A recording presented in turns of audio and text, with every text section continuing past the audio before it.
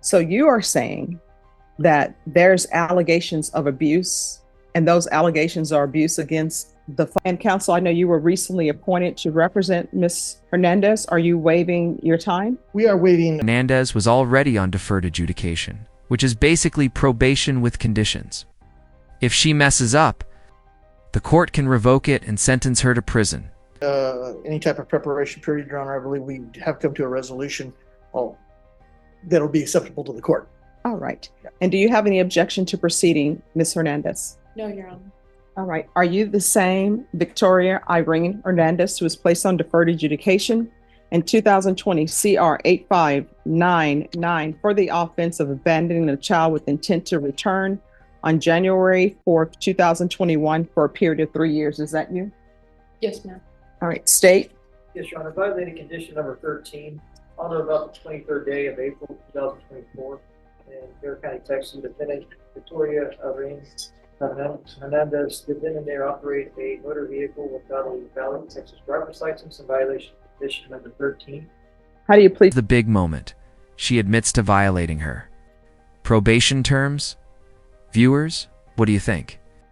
Should driving without a license really risk prison time? Or is the court being too harsh here? Is that true or not true? Yeah. Waiver of any violated conditions. Any objection? No objection, Your Honor. Did you understand by pleading true to violation of condition number 13, the court could find it true, grant the motion, find you guilty, and sentence you up to 2 years in the state jail facility and up to a $10,000 fine?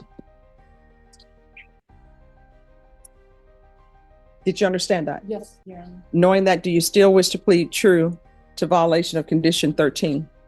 I do. Court will find violation of condition number 13 true. Is there a proposed agreement? No, there's not. All right. State, what are you requesting? State's requesting revocation. Defense, what are you requesting? Your Honor, probation had made a recommendation to extend for 1 year, place Ms. Hernandez in a DDRF, followed by mixed supervision and a parenting class. And as the court could see, she was in felony drug court.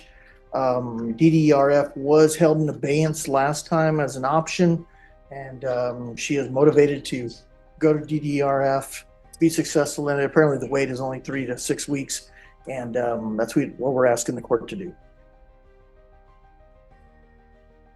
All right. Any objection to the court reviewing the court summary? No objection, Your Honor.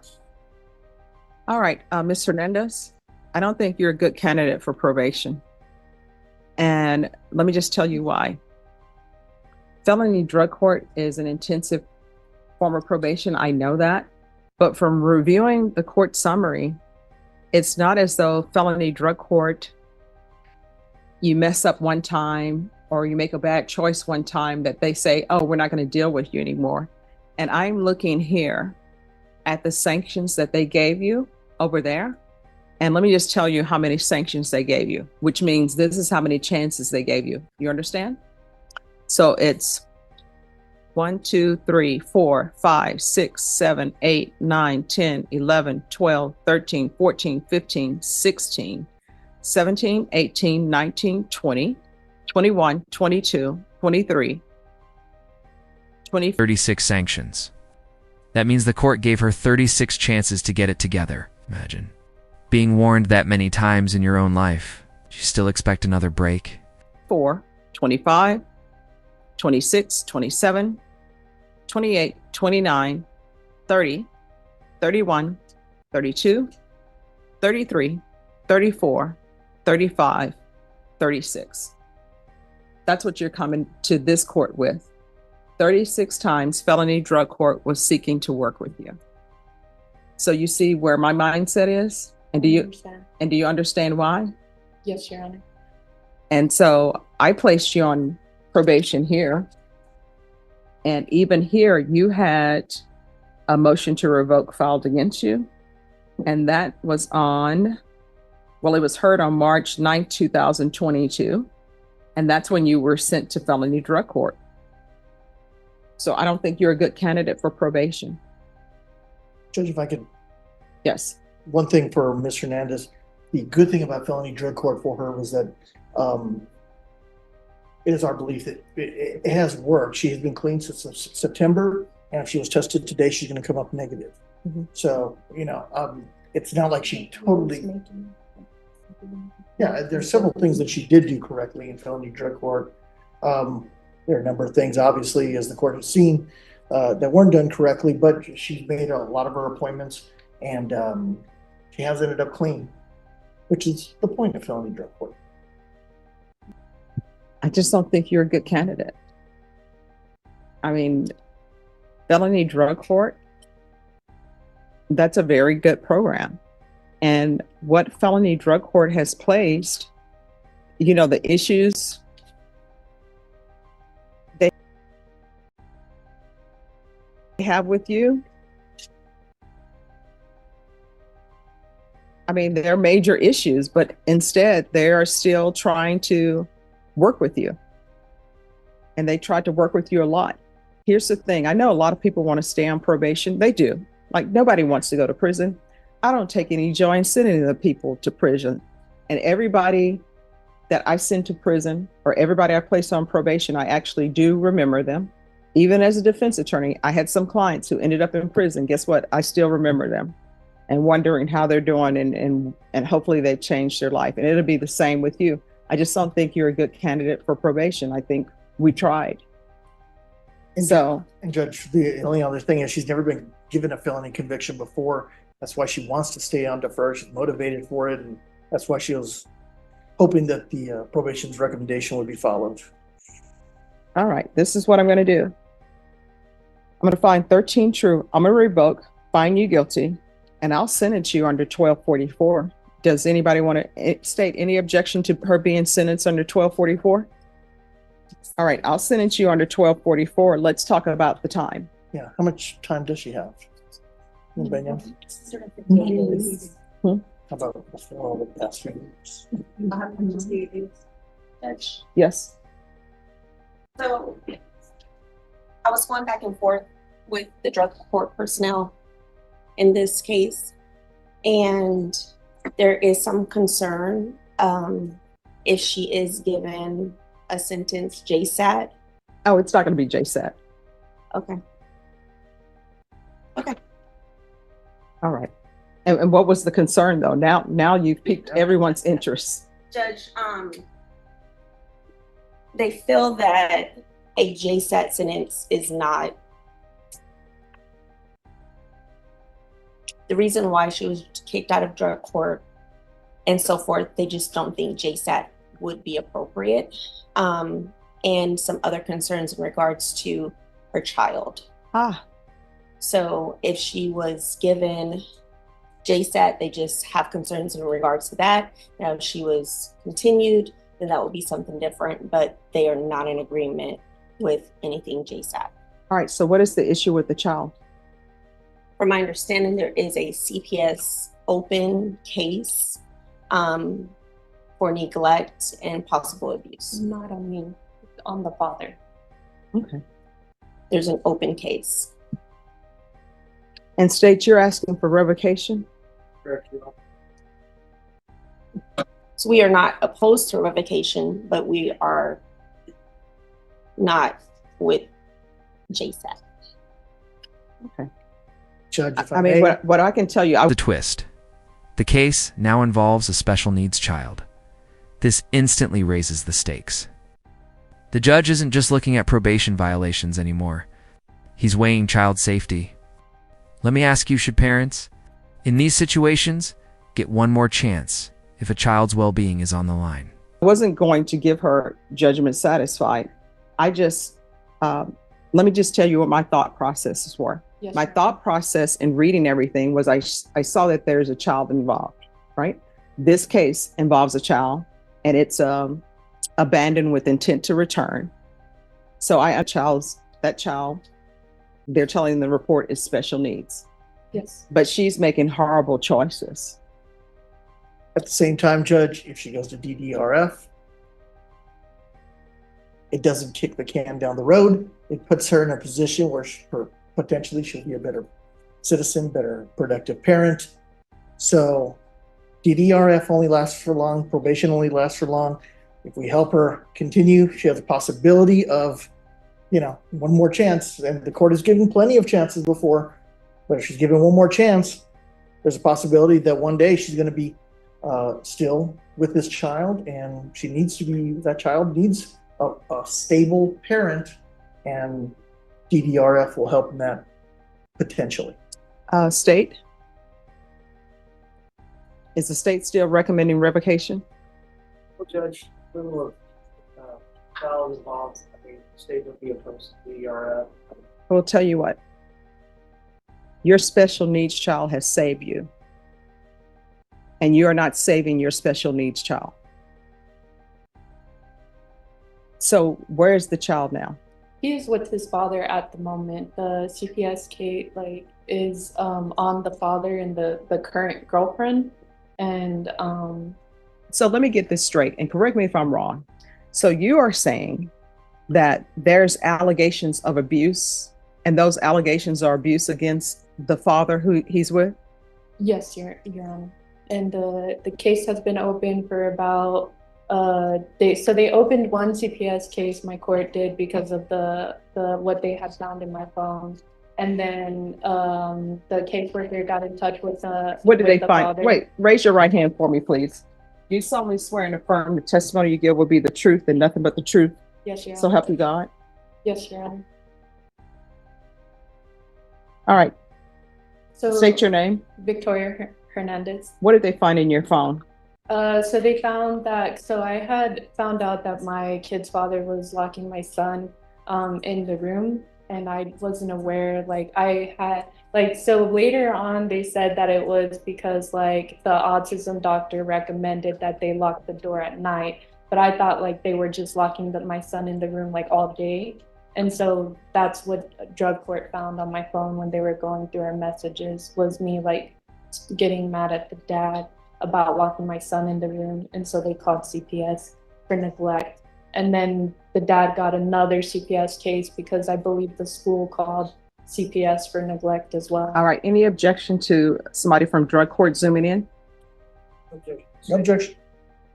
All right. Just have a seat. Drug court is going to zoom in so we can get to the bottom of what's going on. All right. We're back on Victoria Hernandez. Hi, Officer Garcia. Hi, Judge. How you doing today? All right. How are you doing? I'm great.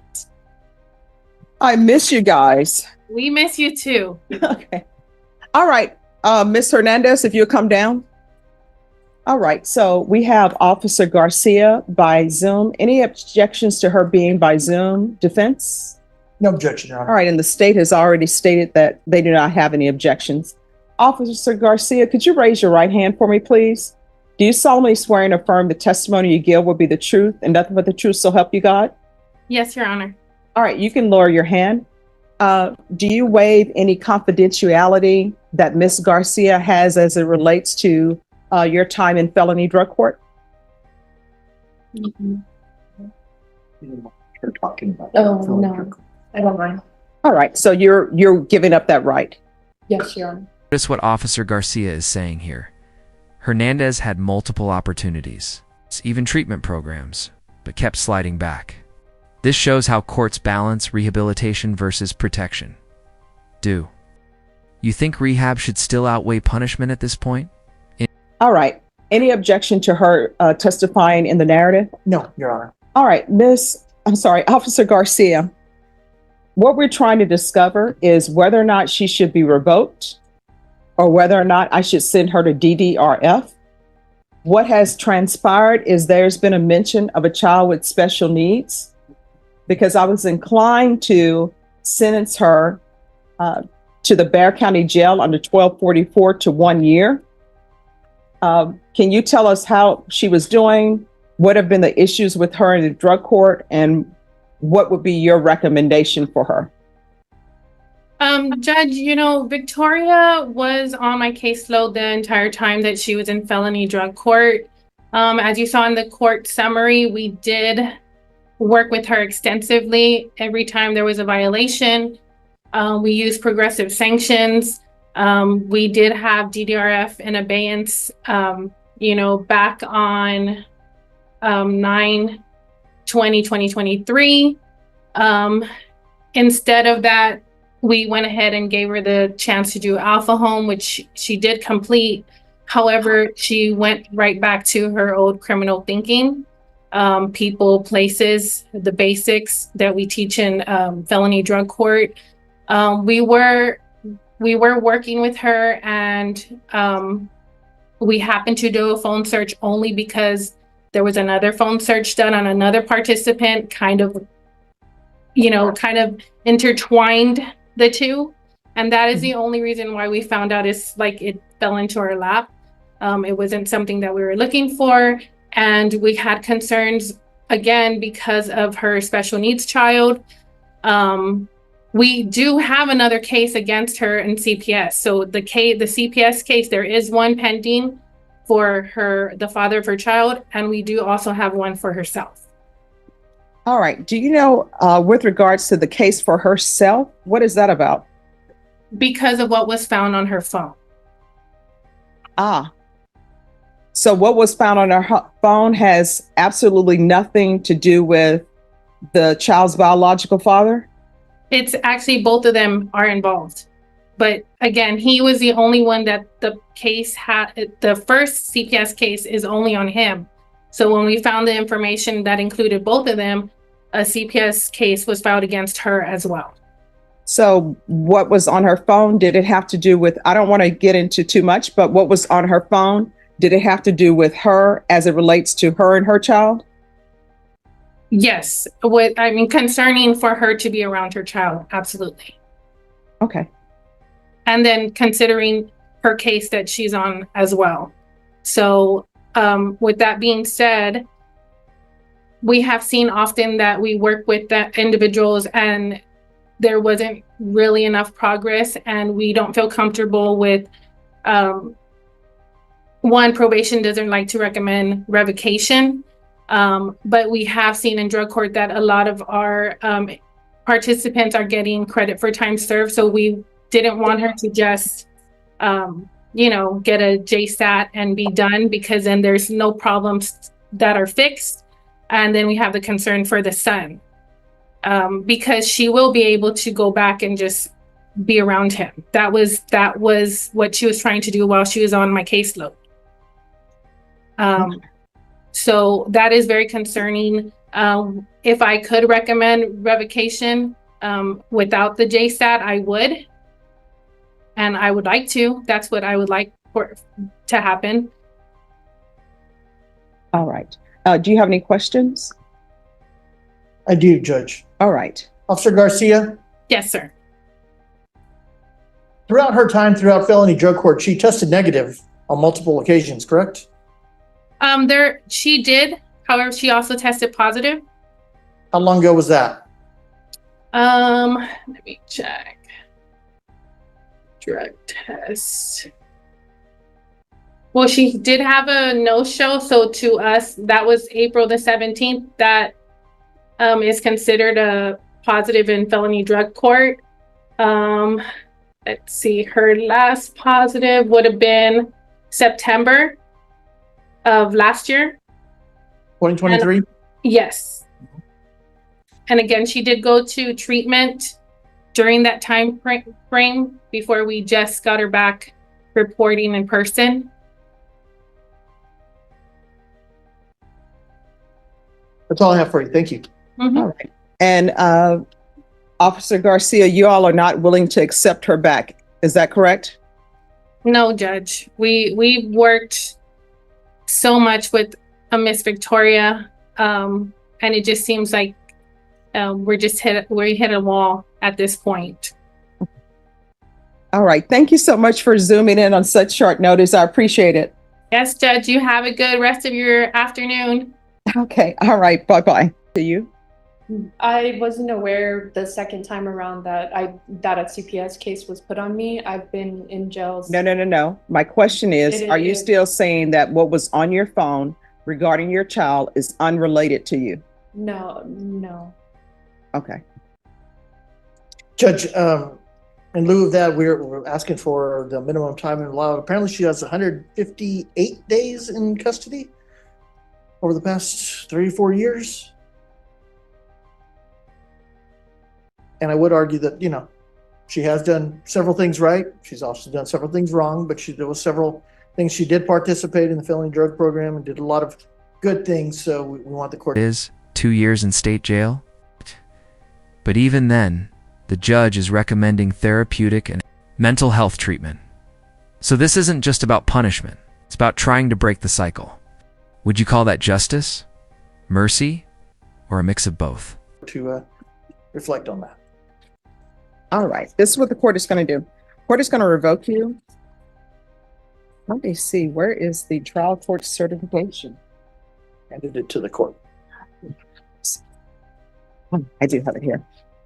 The court is going to revoke you. The court is going to find you guilty. The court will give you credit for any time served. The court will give you credit if you successfully complete an inpatient treatment, because I see there was some inpatient treatment maybe through alcohol. If you successfully completed that, the court will give you credit for that. And the court is going to sentence you to 2 years in the state jail facility. I'll recommend the therapeutic community. I can't force them to place you in there, but if you request it, they will consider it. If you don't request it, they will not consider it at all. And I'll also request mental health while she's at the state jail facility. Going to show you what's entitled Trial Court Certification of Defendant's Rights to Appeal. Did you review that with your attorney? Did you understand it? Yes.